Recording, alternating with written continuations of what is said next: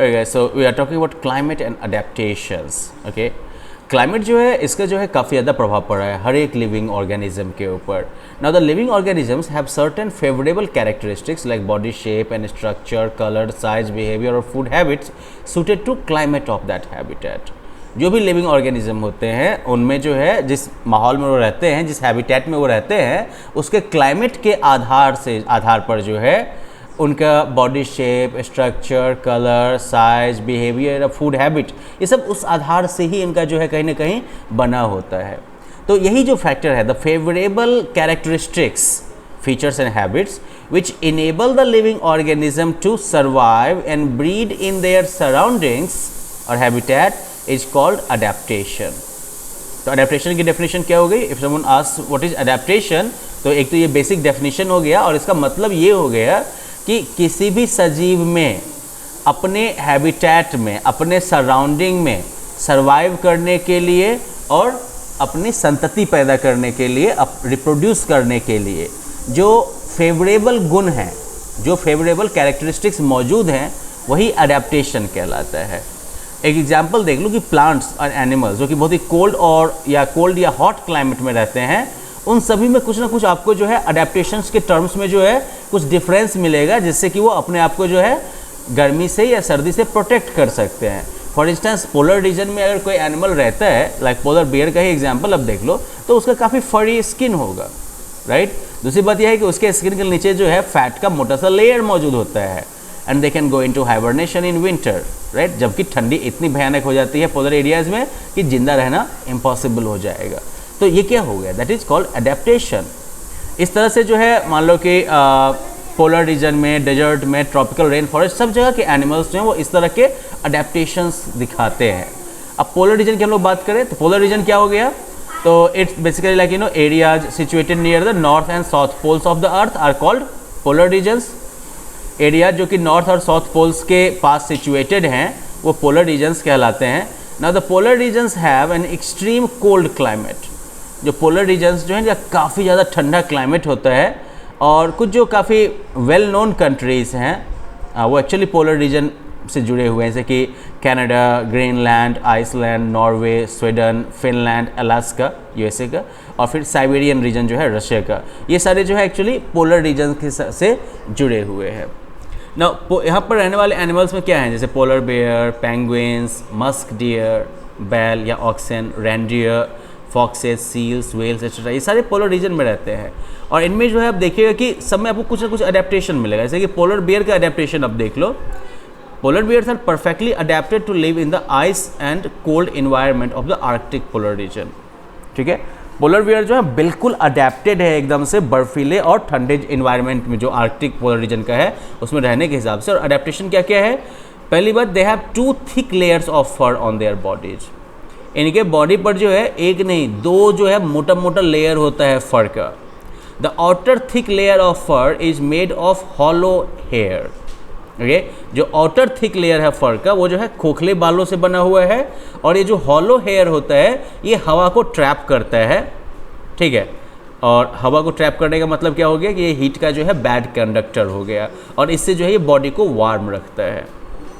ठीक है, तो मतलब क्या हो गया? 2 लेयर ऑफ फर हो गया. एक अंदर फर होगा, उसके ऊपर जो फर का लेयर होगा, आउटर वाला जो मोटा सा फर का लेयर होगा, ये जो है खोखले बालों से बना होता है. और ये खोखले बालों का जो लेयर होता है वो उसमें हवा रहती है जो कि गर्मी का जो है बैड कंडक्टेड है. तो मतलब क्या हो गया? बाहर की ठंडी जो है वो अंदर नहीं जाएगी, और मोस्ट इम्पोर्टेंटली अंदर की गर्मी जो है वो बाहर नहीं निकलेगी.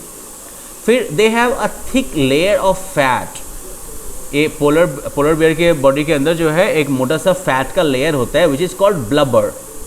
ये स्किन के अंदर होता है and it keeps the body warm in extremely cold climate. ये जो है बॉडी को भयानक ठंडे क्लाइमेट में भी जो है गर्म रखता है. इसके अलावा this fat layer also provides nutrition when food becomes scarce in severe cold climatic conditions. ये जो फैट लेयर इनके स्किन के अंदर होता है ये जो है न्यूट्रिशन भी प्रोवाइड करता है, इनको पोषण भी प्रोवाइड करता है जब भयानक ठंडी आ जाती है और खाने की चीज़ों की भयानक कमी हो जाती है. पूरा बर्फ जब जाएगा तो मछली कहाँ मिलेगी पोलर बियर को है. इसके अलावा दे हैव वाइट कलर्ड फर. इनका जो है वाइट कलर का फर होता है, तो मतलब वो जो है स्नोई वाइट बैकग्राउंड में, जो बर्फीला जो सफ़ेद बैकग्राउंड है पोलर रीजन का, उसमें फिर पोलर रीजन को देखना बहुत मुश्किल होगा।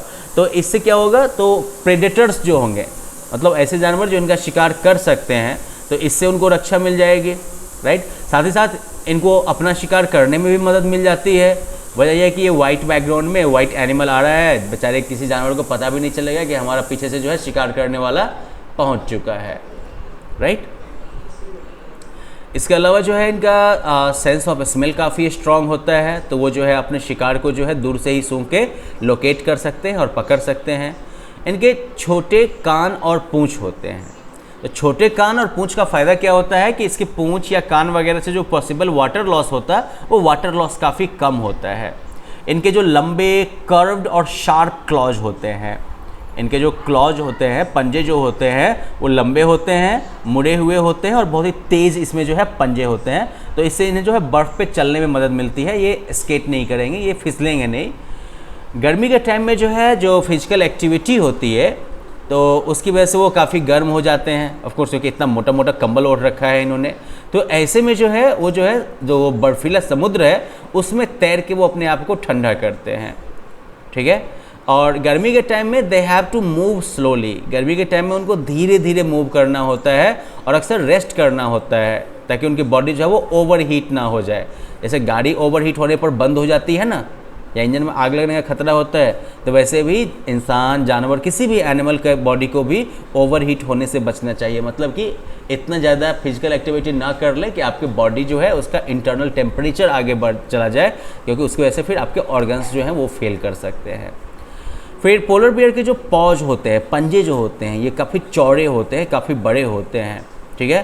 तो ये जो है इनको ना सिर्फ तैरने में मदद करते हैं बल्कि बर्फ़ वगैरह पर भी आसानी से चलने में मदद करते हैं। एंड ये polar bear are excellent swimmers.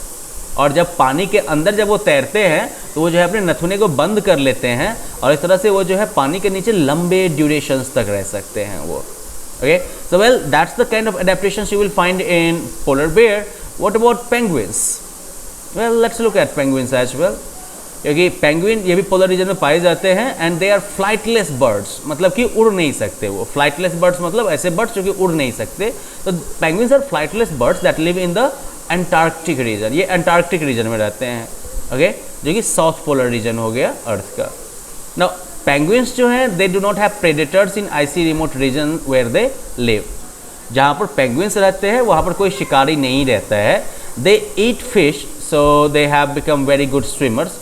वो मछली खाते हैं तो इसलिए बेचारे बहुत अच्छे स्विमर बन गए हैं, क्योंकि मछली पकड़ना है तो पानी में जाना ही पड़ेगा। और चूंकि उनको उड़ना नहीं पड़ता अपने फूड की तलाश में, क्योंकि मछली पकड़ने के लिए आपको उड़ने की ज़रूरत क्या है, पानी में तैर लो, काम हो गया आपका। तो that is why they have lost their ability to fly, इसलिए उनके उड़ने की एबिलिटी जो है वो ख़त्म हो गई है। अब पेंगुइन्स जो हैं वो भी एक्सट्रीमली कोल्ड क्लाइमेट में रहते हैं, तो इसमें जो है क्या क्या अडेप्टेशन उनको हेल्प करते हैं, तो ये देख लो आप। They are white in color with black colored feathers on their back. Penguins जो है वो सफ़ेद कलर के होते हैं और काले कलर का इनका जो है पंख होता है। ये एक हडल ऑफ पेंगुइन हो गया, ये सिंगल पेंगुइन, ठीक है, आगे वाइट पीछे ब्लैक हो गया ये।